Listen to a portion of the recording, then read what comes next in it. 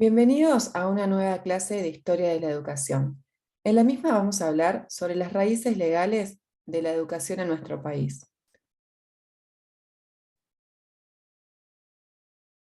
Cuando revisamos la historia de la educación, debemos entender que uno de los principales hitos conductores fue justamente la legislación escolar impulsada por el Estado. Durante las tres últimas décadas del siglo XIX, se pueden identificar diferentes instancias y procesos relativos a la organización del sistema educativo. Los principales hitos legislativos a partir de los cuales se configuró el sistema educativo argentino fueron la Ley 1420 de Educación Común de la Capital y los Territorios, sancionada en 1884, la Ley 1597, también denominada Ley Avellaneda, sancionada en 1886, y la ley conocida como la Ley Laínez, sancionada en 1905. Estas leyes, y sobre todo la Ley de Educación Común 1420, fue el resultado de múltiples intercambios y negociaciones entre diferentes sectores y particularmente hubo dos momentos bisagras donde estos sectores o poderes confrontaron. Uno fue el Congreso Pedagógico de 1882 y el otro fue el debate en el Congreso de la Nación en 1884. Vamos a detenernos en estos dos momentos. Con respecto al Congreso Pedagógico de 1882, la convocatoria a dicho congreso se desarrolló en el marco del crecimiento del modelo socioeconómico agroexportador. Durante la década del 80, la incorporación económica de la Argentina en el mercado internacional y los sectores oligárquicos experimentaron altos niveles de prosperidad. Bajo la presidencia de Julio Argentino Roca, quien fue presidente entre 1880 y 1886 y luego reelecto en 1898 hasta 1904, se promovió la expansión y el desarrollo de este modelo agroexportador a través de tres políticas: la promoción y apertura del país a la inmigración masiva, la difusión de la instrucción pública y la construcción de una extensa red ferroviaria que desembocaba en la ciudad-puerto con el objetivo de concretar allí el comercio con los países centrales, que formaban parte de este modelo agroexportador. Estas políticas fueron acompañadas por una campaña militar que buscaba consolidar el control territorial de la Patagonia y el Chaco, llevando adelante el exterminio de los pueblos indígenas, conocida como la conquista del desierto. Este enfrentamiento se conocía como civilización o barbarie. Durante algunos años, el modelo político roquista fue considerado exitoso, y esa valoración podía palparse en los discursos de los hombres cercanos al poder, cuyos lemas eran, o cuyos discursos eran, gobernar es poblar y orden y progreso. ¿Por qué sancionar una ley de educación? Para formar parte de los países modernos, resultaba indispensable contar con leyes que incorporaran las innovaciones y los adelantos de la época. En este sentido, la sanción de una ley de educación a tono con los avances y desarrollos educativos contemporáneos constituía un objetivo prioritario del gobierno.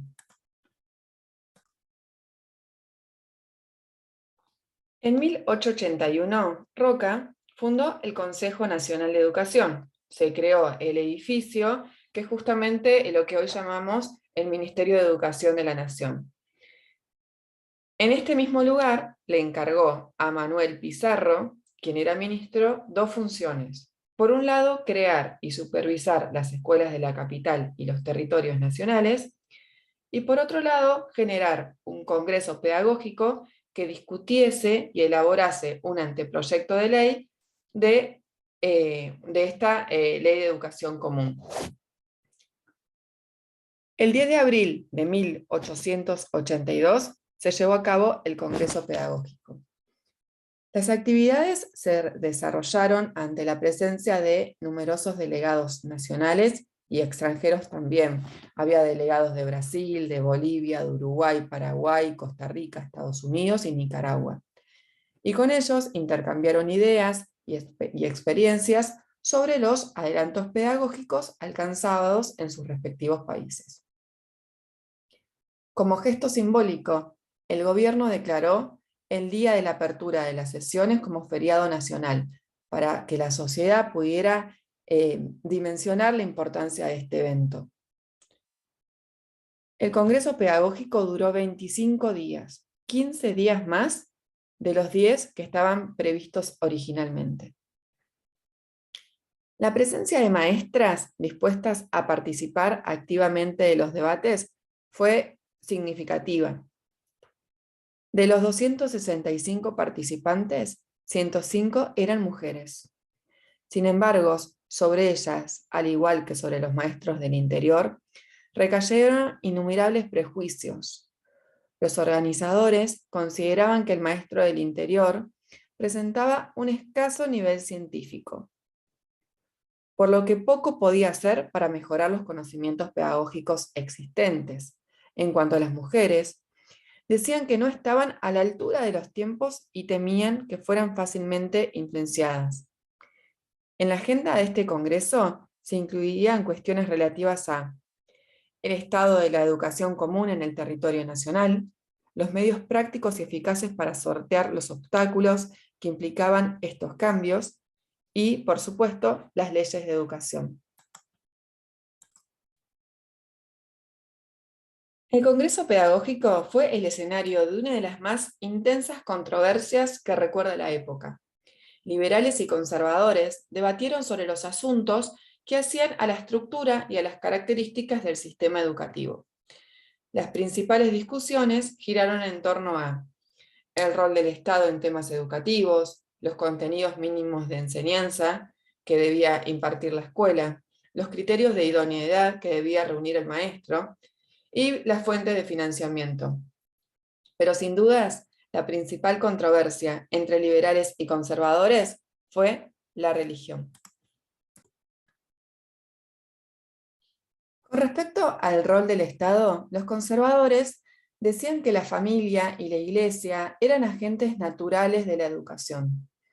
Sostenían que mientras la familia fuese capaz de educar a su hijo, tenía la obligación de hacerlo, y recién cuando no lograse desenvolver adecuadamente esta tarea, ahí es donde debía recurrir al Estado, quien debía hacerse cargo. Ellos proponían un rol secundario del Estado en materia educativa. Desde la vereda opuesta, los liberales sostuvieron que el único modo de garantizar el derecho a la educación era que el Estado sea el principal agente educador. Por eso defendían la urgencia de la Ley 1420. Por otro lado, los conservadores estaban de acuerdo con la separación entre sexos y en que los maestros que estuviesen al frente del establecimiento, o sea, a cargo del aula, fuesen del mismo sexo que sus alumnos. La propuesta era sostenida, entre otros, por Marcos Sastre, a quien hemos mencionado en clases anteriores. Desde una mirada más liberal, el uruguayo Jacobo Varela, invitado a participar del Congreso, defendió la escuela como un espacio común, presentando argumentos a favor de la coeducación de los sexos. Él colocaba el énfasis en las consecuencias morales que se seguirían en la vida social al marcar esta diferencia entre los sexos. Existió también la discusión sobre una escuela primaria común o especial, donde se pretendía tomar como referencia el origen social de los alumnos, el lugar donde vivían o la clase social a la que pertenecían. Las controversias sobre los métodos de enseñanza también ocuparon un lugar destacado en este congreso. Existió una unanimidad en condenar el uso de castigos corporales y en cuestionar el empleo de premios para estimular el aprendizaje. En este sentido, fueron bastante progres al hablar de los castigos para estimular el aprendizaje. Con respecto a los métodos de enseñanza, se trataba de organizar científicamente el problema del aprendizaje y de dejar atrás los modelos de enseñanza más bien intuitivos y desprovistos de lo que es un método prescriptivo. El método de enseñanza fundado sobre criterios científicos requería de un maestro capacitado que lo desenvolviera. A pesar de que ya existían numerosas escuelas normales en el país, el panorama de esta formación de los maestros era bastante sombrío. Finalmente, la intensidad de los debates sobre el carácter laico o religioso de la enseñanza reapareció con más fuerza cuando se trataron los contenidos mínimos de la enseñanza.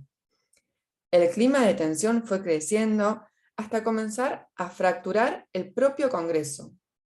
Ante esta crisis, Roca decidió intervenir, dejando en suspenso esa discusión e indicando que el ámbito más propicio para su tratamiento sería el Congreso de la Nación, contexto que abordaremos a continuación. En el Congreso de la Nación se presentaron dos proyectos de ley, uno identificado con la línea católica conservadora, ¿sí?, quien era representada por católicos, como por ejemplo con el doctor Pedro Goyena, y otra encabezada por Enésimo Leguizamón, referente de los sectores liberales. El debate parlamentario comenzó en julio de 1883 y finalizó un año después, con el triunfo de los liberales en 1884. En la Cámara de Diputados, el sector clerical fue derrotado por 48 votos contra 1. ¿Cuáles fueron los argumentos presentados? Leguizamón, como ya les dije previamente, quien era referente de los liberales, sostuvo que si la Constitución Nacional era tolerante en términos de libertad de conciencia, la escuela no podía ir contra esta concepción. En un país que fomentaba la inmigración, había mucha diversidad en las creencias de los habitantes, por lo que la escuela debía respetar dichas diferencias. El tema también incumbía a maestros. ¿Debía o no incluirse en su formación la enseñanza de la religión? Leguizamón en este sentido fue contundente. Solo se necesitaba idoneidad para ocupar el cargo de la docencia.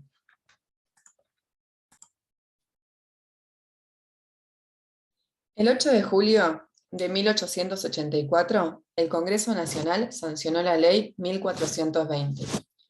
La Ley 1420 fue promulgada durante la presidencia de Julio Argentino Roca y es considerada la base primordial del sistema educativo nacional.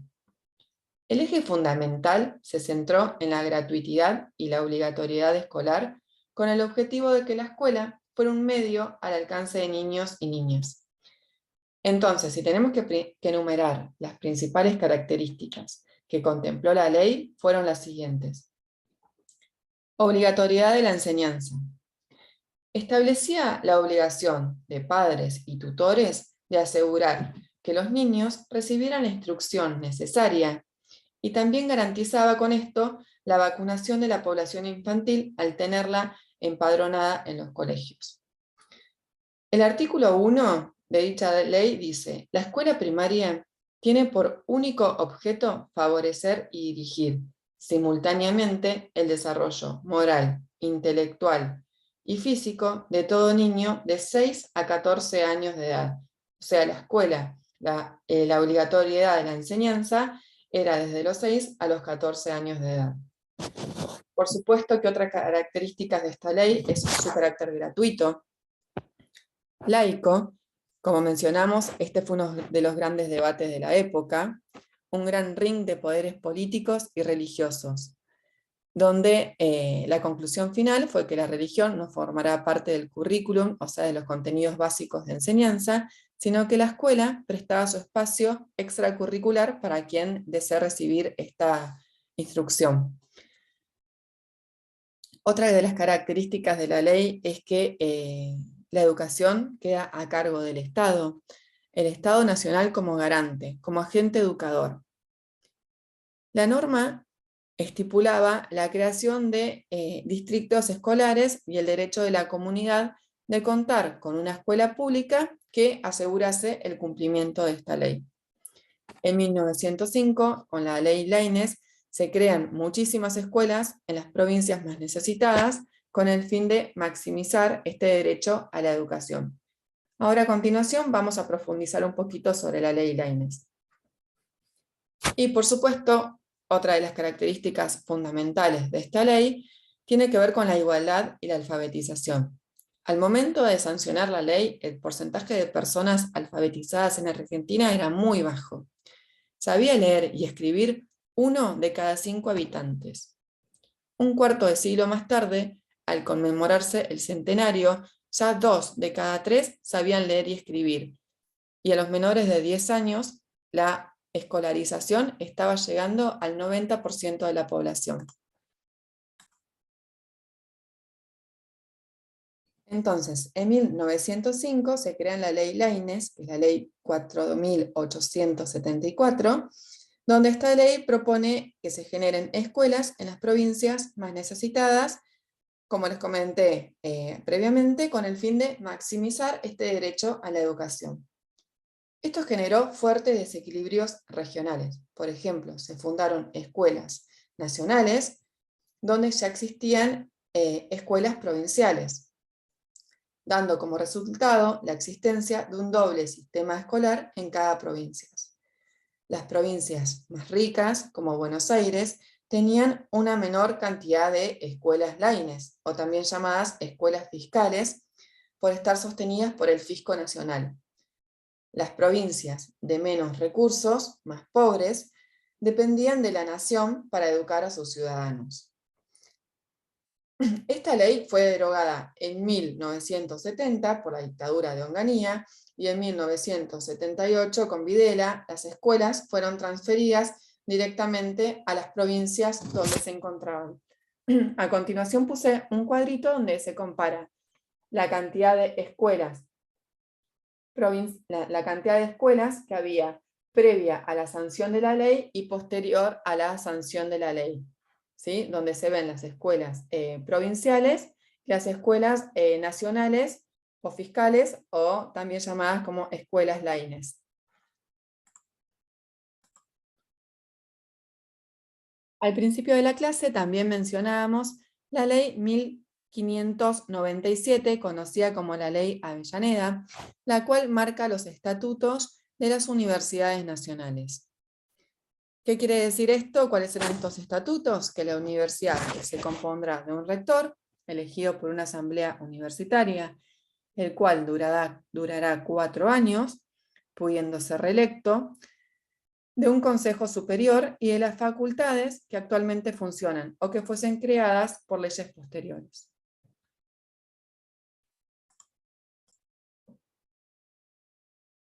Esta ley fue una respuesta al sostenido crecimiento que experimentaron las universidades en Argentina entre 1870 y 1880, donde, por supuesto, los estatutos de las universidades nacionales debían ser sometidos a la aprobación del Poder Ejecutivo y no podían ser quedados librados al azar de cierto sector político.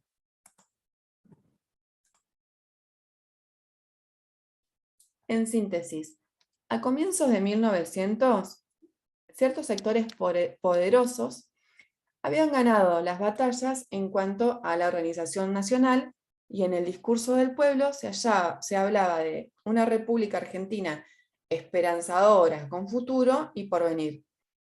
Sin embargo, también se hacía mención a un país incompleto y distorsionado, producto del nuevo mapa social generado por la inmigración. Para combatir los problemas en torno a la identidad nacional, que tanto preocupaba, las autoridades recurrieron a la escuela para llevar a cabo este proyecto cultural homogéneo. La conformación de la identidad nacional debía ocupar un lugar central en la vida escolar. La inculcación de un espíritu nacional se dio principalmente a través de dos vías. Por un lado, mediante la introducción de un fuerte contenido patriótico en el discurso escolar a través de los libros de texto, y por otro lado, mediante los rituales escolares o actos patrios.